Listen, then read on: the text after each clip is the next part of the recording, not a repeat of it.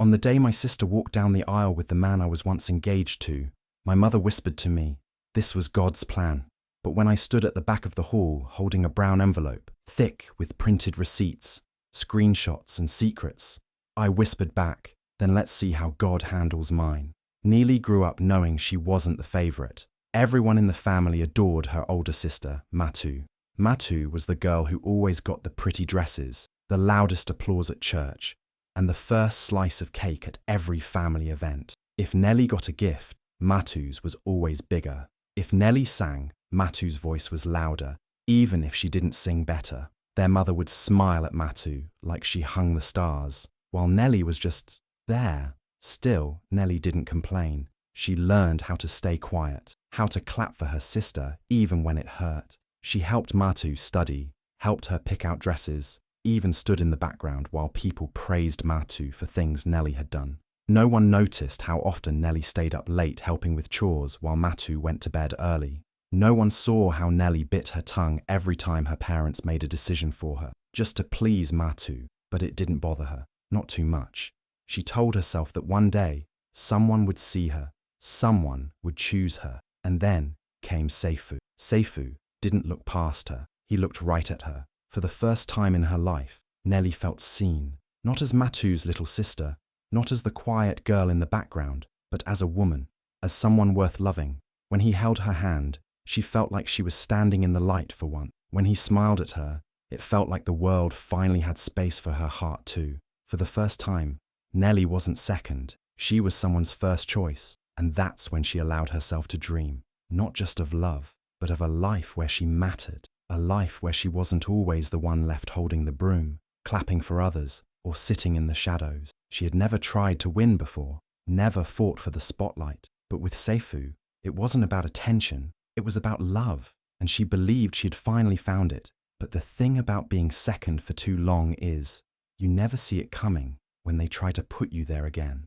Seifu came into Nelly's life like a calm breeze. He wasn't loud or flashy, but he listened. He noticed things no one else did, like how Nelly always tucked her hair behind her ear when she was nervous, or how her voice went soft when she was excited. He didn't see her as just Matu's sister. He saw her as herself, strong, kind, smart.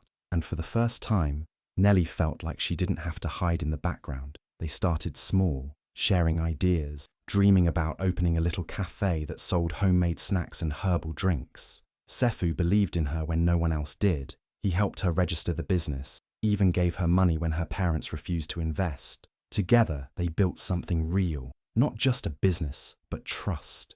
He became her partner in every way. They laughed over burnt pastries, argued over prices, and stayed up late planning. Every part of their journey felt like a page from a story she never thought she'd be part of. And then came the night that changed everything. It was supposed to be a simple dinner.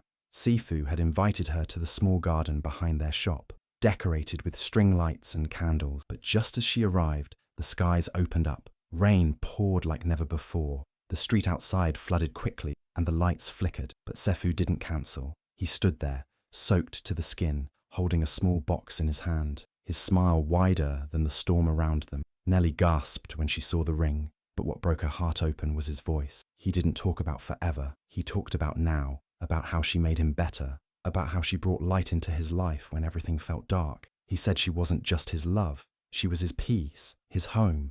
Neely didn't care about the wet dress clinging to her skin or the mud beneath her feet. She said yes with tears and laughter mixing on her face. And then, barefoot and joyful, she danced with him in the rain, her hands in his, spinning like a child again. That night, the world didn't matter. The storm didn't matter. In Seifu's arms, she felt safe, chosen, and full. She thought nothing could take that away. But sometimes, the deepest cuts come from the places we feel the safest. And sometimes, the rain doesn't wash pain away. It just hides the tears until morning. At first, Nelly thought it was just stress. The business had been growing, and they both had a lot on their plates. Seifu had started coming late to meetings. He didn't answer her texts like he used to. Their long calls at night turned into short replies like, "We'll talk later," or "I'm tired." Nelly waited, trying to be patient. She told herself love had quiet seasons.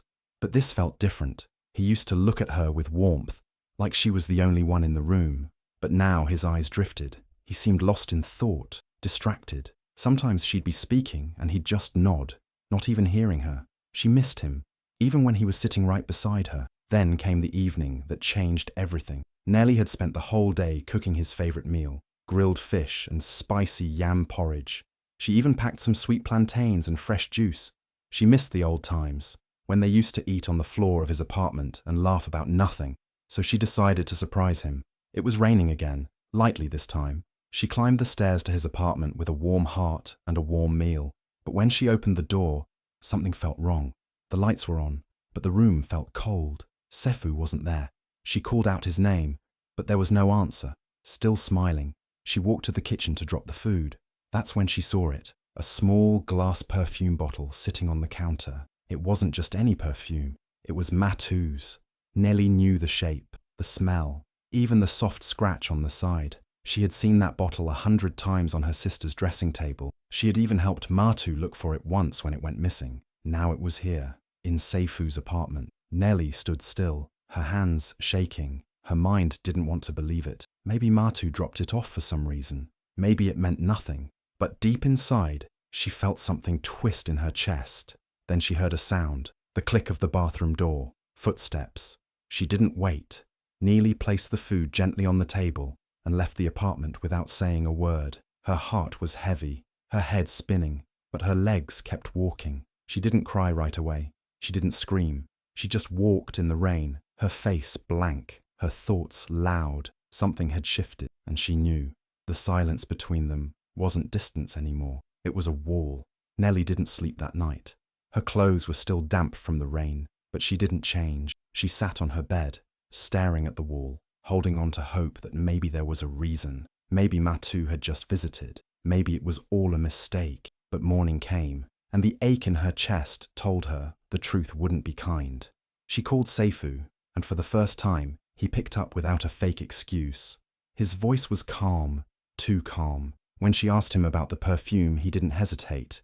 He said, "I didn't want you to find out like that." That was all it took to break something inside her. She didn't yell. She just asked, "How long?" Seifu paused, then said, "A few weeks. I didn't plan it. It just happened. I found clarity, Nelly. I realized I was meant to be with Matu." Clarity. That word hit harder than any slap, as if her love had been some fog he needed to clear. Neely felt her chest tighten, but she kept her voice steady. "And you didn't think to tell me before sleeping with my sister?" There was silence.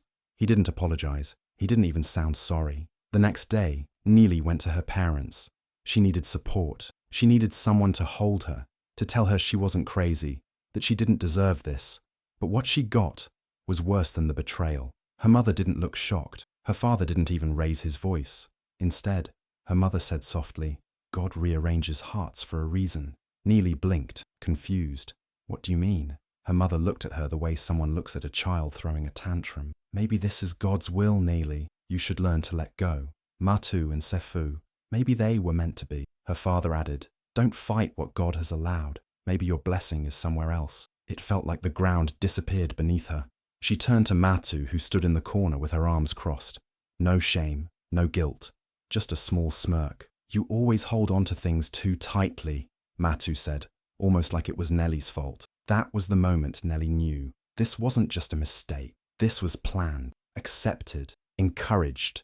The people she loved most had watched her be betrayed and didn't blink.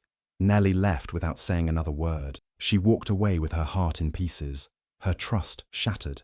But deep down, something stronger than the pain started to rise. Not anger, not revenge. Clarity, real clarity. She had no one left to trust, so she would start trusting herself. Nelly stood in her room staring at the ring on her finger. It used to mean love, promises, and a future. Now, it felt like a cold lie wrapped in gold. She didn't cry. Her tears had dried up days ago.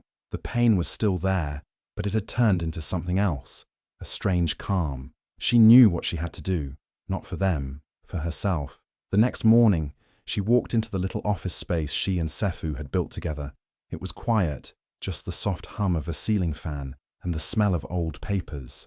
She looked around at the shelves they painted together, the desk they picked out from the street market, and the sign with both their names on it. Memories lived in every corner, but memories couldn't protect her anymore. She opened the drawer on her side of the desk, the one Sefu never bothered to check, and pulled out a folder. Inside it were all the documents she had carefully saved over the past few months, copies of their business registration, bank transfers, contracts, and her name, clear as day, listed as the majority owner. She hadn't planned to use them. Back then, she trusted him, but something had told her to keep records, just in case. Then she found the old phone she had used before switching numbers. She had never deleted the messages, even when the relationship started to shift, even when the love felt like it was fading. She had kept them. Every "I miss you," every "I love you," every business promise, every plan. She scrolled to the ones he sent during the same time he was secretly seeing Matu. The timeline was clear. The lies were obvious.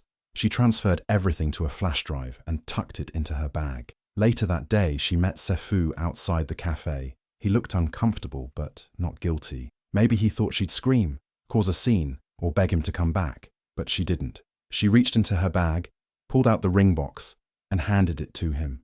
"No need to explain anything," she said softly. "You already did." Sefu opened his mouth, maybe to say sorry, maybe to lie again. But Nelly had already turned around. She left with no drama, no shouting, no final words. But she didn't leave empty-handed. She left with her strength, with her proof, with the power to rebuild, and the power to protect herself from people who once called it love. They thought she would break, but Nelly wasn't broken. She was just getting ready. Nelly didn't say goodbye. She didn't explain or argue. She simply disappeared. One morning, her family group chat buzzed as usual with photos and prayers, but Nelly was gone. She left the group without a word. No calls, no texts, just silence. She changed her number the same day. She deleted old messages and blocked everyone who once made her feel small. Her phone was now quiet, and for the first time, peaceful. Then she walked away from the business, the one she helped build with Sefu. She left the keys on the counter, walked out the front door, and never looked back. She didn't want to fight for a place where she was no longer respected. She had something better in mind, her own path. She packed a small bag, took her saved money, and moved to a small town far from the noise. It wasn't a big place, but it had quiet streets, kind strangers, and no one who knew her as the girl whose fiancé married her sister. Here she could breathe, she could think, she could be just Nelly. She rented a small room and began again. Every day, she walked to the local market, talked to people, learned about the area. She watched how the shops worked, what people liked to buy, what was missing. Slowly, an idea started forming.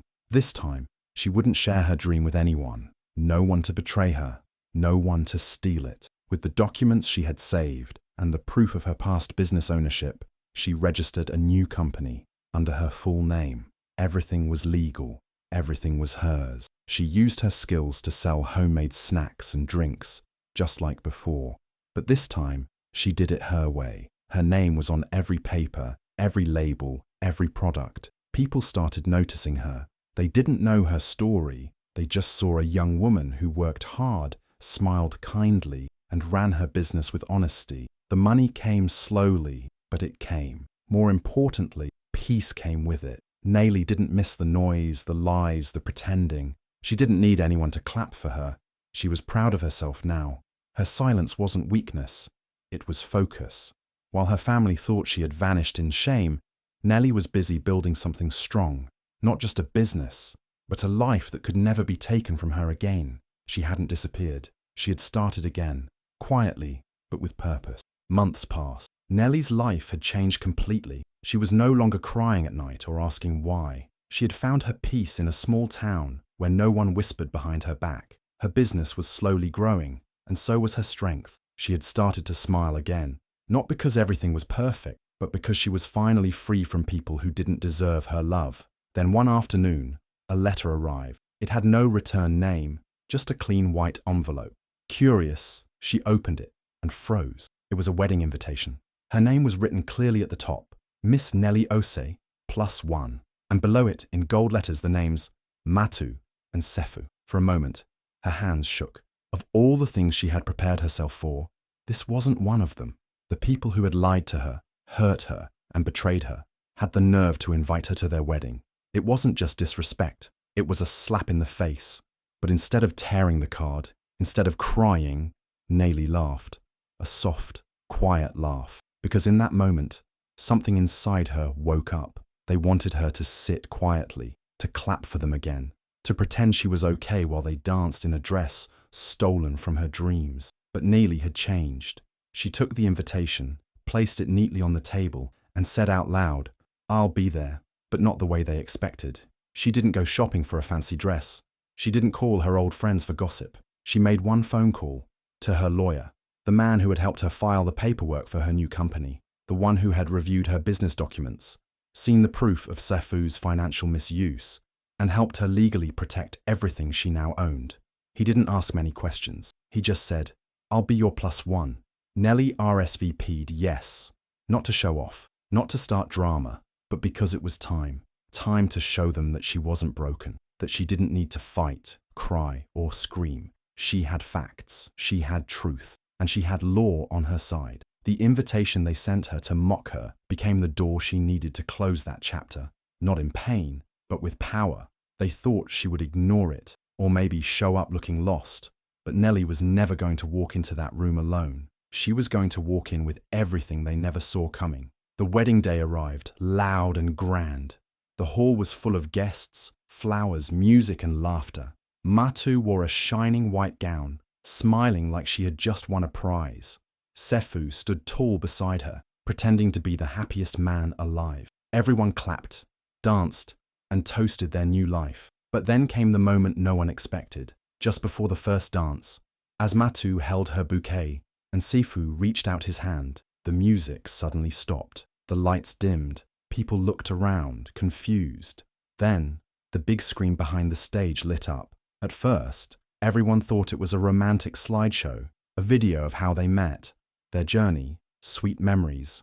But it wasn't. The first image showed Sefu's signature on a business contract, with Nelly's name listed as the owner. Then came screenshots of messages, long emotional ones Sefu had sent to Nelly, even while he was already seeing Matu. Messages like, "I still love you, I'm just confused," and "Don't give up on me." The room fell silent. Next came emails, not between lovers, but business partners. Emails showing how Sefu had used Nelly's ideas, her recipes, and even her money, all without giving her credit. There were receipts of bank transfers, invoices, and files with her name clearly on every page. People gasped. Then the screen showed something that made even Sefu's parents shift in their seats, a trademark certificate. It was for the name of the business Sefu and Matu had been bragging about for months. But it wasn't in Sefu's name, it was in Nelly's. Murmurs started in the crowd. Some people stood up.